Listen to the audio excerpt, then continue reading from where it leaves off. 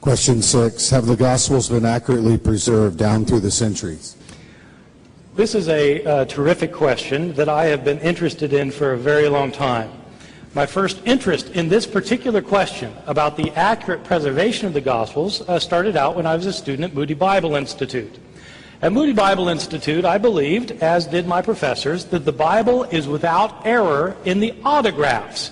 In other words, the originals of the New Testament did not have mistakes in them, even if subsequent copies of the New Testament may have mistakes in them. The problem is, we don't have the originals of the New Testament. What we have are thousands of copies of the New Testament that were made, in most cases, centuries later. We don't have the originals. We have copies made centuries later. These copies that were made centuries later contain numerous mistakes, thousands of mistakes, tens of thousands of mistakes, hundreds of thousands of mistakes. This was a problem for me at Moody Bible Institute, and I decided that I wanted to learn more about the Greek manuscripts of the New Testament. I went to Princeton Theological Seminary to study with the foremost scholar in the field, Bruce Metzger. I devoted years of my life to this study. This has been the core of my research for the past 30 years. At some point, I came to the realization that my belief in the inerrancy of the autographs didn't make sense.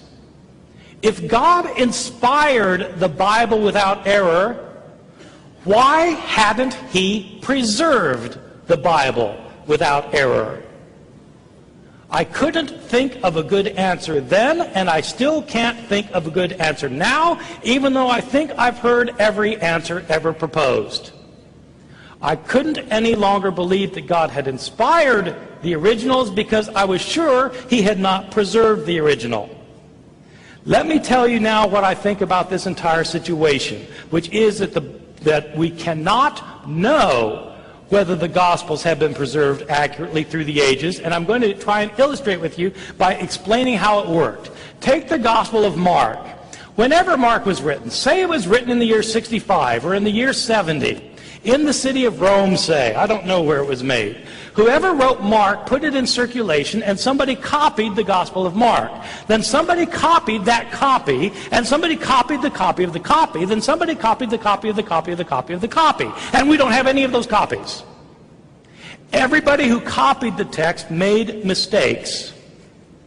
Our first surviving copy of Mark probably dates to around the year 220 A.D. That is, 150 years after Mark was first produced. Our first complete copy of Mark comes from the year 350, about 280 years after Mark. We have lots of copies from later times. From thousands of years, 1,000 years after Mark, we get lots of copies. When you compare all of these copies with one another, they all differ from one another. And what is striking is that the earlier you go to look at the manuscripts, the more differences you find. The earliest copies have the most mistakes. What would happen if we found copies that were still earlier? The only evidence we have is the evidence that survives, which suggests that in the early periods of copying, there was the most mistakes made. How many were made the first month, or the first year, or the first decade? How many mistakes were made in the copy of the copy of the copy, which served as the copy of all the copies that we now have? We have no way of knowing. If Craig thinks that we have a way of knowing how the gospel was changed in its first 100 years, I want to know what the answer is, because I've worked on this problem for 30 years, and I don't know of a way to know, and I've never seen a good explanation. You can't argue that we have lots and lots of copies of Mark, and therefore we know what was originally in Mark. These lots and lots of copies are from many centuries after Mark was written. How could we know that these copies stem from a correct copy instead of an errant copy? Our earliest ones are all highly errant. Sometimes you will hear Christian apologists say that the New Testament is the best attested book from antiquity, and therefore you can trust it. It's true it's the best attested book from antiquity, but the attestation is all from 1,000 years later. It doesn't make sense to say that you can trust it because it's well attested. If the New Testament was well attested, then you could say what the New Testament originally said. Whether you should trust it or not is another question.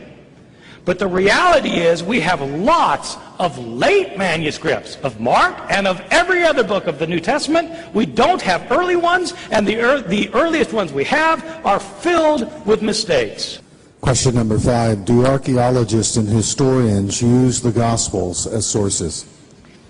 It's very easy to answer the question whether the archaeologists use the Gospels as sources. The answer is flat out no. Archaeologists dig to find material remains from antiquity, and their digs are not based on the study of literary texts such as the New Testament Gospels, as any bona fide archaeologist will tell you. But historians, of course, do use the Gospels as sources, principally as sources for knowing about the life of the historical Jesus. They have to because there are no other sources that are reliable that exist, which leaves us with a problem, since the only sources that do exist are the Gospels, and they're not reliable either. There's no doubt that the historical Jesus is the most important person in the history of Western civilization. There is no doubt of that at all, in my opinion. But the unfortunate thing about Jesus is that we have such scanty documentation about his life. Most people don't realize this. But Jesus is never mentioned in any Greek or Roman non-Christian source until 80 years after his death. There is no record of Jesus having lived in these sources. In the entire first Christian century, Jesus is not mentioned by a single Greek or Roman historian, religion scholar, politician, philosopher, or poet. His name never occurs in a single inscription, and it is never found in a single piece of private correspondence. Zero, zip, references. The first time Jesus is mentioned in a Roman source or a Greek source is by the Roman governor of a province of Asia Minor, a governor named Pliny, in the year 112, 80 years after Jesus' death. And even then Pliny doesn't even name him Jesus. He simply refers to his name Christ in passing. That is the only reference within 80 years of Jesus' death. Jesus is mentioned 2 times, very, very briefly, by the Jewish historian Josephus in the year 93, over 60 years after his death, but he's mentioned in no other Jewish source of the first century at all. If you want to know about Jesus, you have to turn to Christian sources. There is no choice. The earliest Christian source is the Apostle Paul. But to the surprise of many Bible readers, Paul scarcely mentions anything about Jesus' words and deeds while he was living. He says a lot about Jesus' death and resurrection, but almost nothing about his words and deeds while alive. Which means if you want to know about the words and deeds of Jesus, the earliest sources are the Gospels. But these are filled, absolutely filled with discrepancies, historical mistakes, errors, contradictions, stories that have been changed and rechanged and changed yet again in the process of telling and retelling before the Gospel writers, living 40, 50, 60 years after Jesus' life, were able to write them down. Craig has said, well, eyewitnesses are still alive, so they'd be able to check the accuracy of the stories being told. I've never understood this argument, even though I've heard it for 40 years. Christianity started out as a small group of Jesus followers in Jerusalem, right after his death. Within 30 years, there were Christian communities that were established throughout many of the urban areas of the Roman Empire. There were Christian churches in Palestine, in Syria, in Asia Minor, what we think of as Turkey, in Greece, in Rome, possibly in northern Africa, almost certainly in Alexandria, Egypt. Hundreds of people were converting. Thousands of people were converting. How did they convert? By people telling them stories about Jesus. Who was telling the stories? If I convert you, and you convert your wife, and your wife converts her next door neighbor, and next door neighbor converts her husband, and her husband converts a business associate who goes to another city and converts his business associate, who's telling the stories? Is it eyewitnesses? Are the 12 apostles of Jesus talking to everybody who's telling a story and saying, make sure you get that right? The eyewitnesses are probably in Jerusalem. Where are the eyewitnesses in Ephesus? Where are the eyewitnesses in Tarsus? Where are the eyewitnesses in Alexandria? They are not there. The stories are changed and rechanged over the years so that historians have to use these Gospels very carefully and critically because they don't contain eyewitness reports, and we can't assume that what they say is historically accurate. Question number 7, our final question. Do scribal errors and textual variants significantly impact any teaching of Jesus or any important Christian teaching? Let me start by saying that when Craig says that the following view is a view of skeptics, that we don't have the originals, we have only copies, that thousands of copies have thousands and 10,000s of mistakes, when he calls that the view of skeptics, it's true, that is the view of skeptics, and it's the view of non-skeptics. It's the view of every scholar who works in this field, including Craig. Everybody agrees. We don't have the originals, we have thousands of copies, and the thousands of copies have tens, if not hundreds of thousands of differences among them. Are any of these differences important, or are they all fluff? Did Jesus say, "Let the one who is without sin be the first to cast a stone at her"? It's a wonderful and familiar saying of Jesus, but it's based on a scribal variation that is an error. It was not originally in the New Testament Gospels, as Craig has just told us. Did Jesus say, "Neither do I condemn you. Go and sin no more"? Well, does it matter whether Jesus said it or not? Turns out it's only in a textual variant. It was not in the original New Testament. Did Jesus say, "Go into all the world and preach the gospel to the whole creation. He who believes in me and is baptized will be saved, but he who does not will be condemned"? It's found only in a textual variant. These are the signs that will accompany those who believe. In my name they will cast out demons. They will speak in new tongues. They will pick up serpents. And if they drink any deadly thing, it will not hurt them. They will lay their hands on the sick and they will recover. Does it matter if Jesus said it? It certainly matters to the Christian groups in the Appalachian Mountains who practice snake handling as part of their worship services. Did Jesus give the entire Lord's Prayer or just half of it, as in Luke? Does it matter? It depends on which manuscript you read. Or do other textual variants matter? Does it matter whether the doctrine of the Trinity is explicitly taught in the New Testament?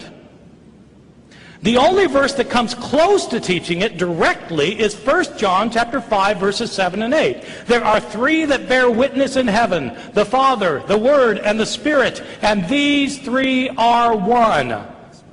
Does it matter if that's in the New Testament? Does it matter whether the Gospel of John ever calls Jesus the unique God or not? It's based on a textual variant. Does it matter whether the Gospel of Luke teaches a doctrine of atonement or not? The view that Jesus died for the sake of others. It depends on a textual variant. Does it matter if Jesus was in such agony before his arrest that he sweat blood? It's found in only a single textual variant of the Gospel of Luke. Does it matter that entire words, lines, paragraphs, and pages were left out by some scribes? Does it matter that there are numerous places in the New Testament where scholars cannot decide what the original text said? Does it matter that there are some places where we will never know what the original author said? Does that matter or not? Many evangelical scholars claim that it doesn't matter. But I don't believe them, because these scholars devote their lives to studying the Greek manuscripts. Why would they do that if it doesn't matter? Major evangelical seminaries raise hundreds of thousands of dollars for manuscript projects to study these manuscripts. Why would they do that if it doesn't matter? It does matter. Is the Bible a trustworthy, reliable guide? If so, what if we don't know what it originally said? For some people, these facts don't matter. And if you're one of them, well and good. But if you're someone for whom this does matter, then I would urge you to start reading and start thinking about the Gospels of the New Testament as critical scholars have described them.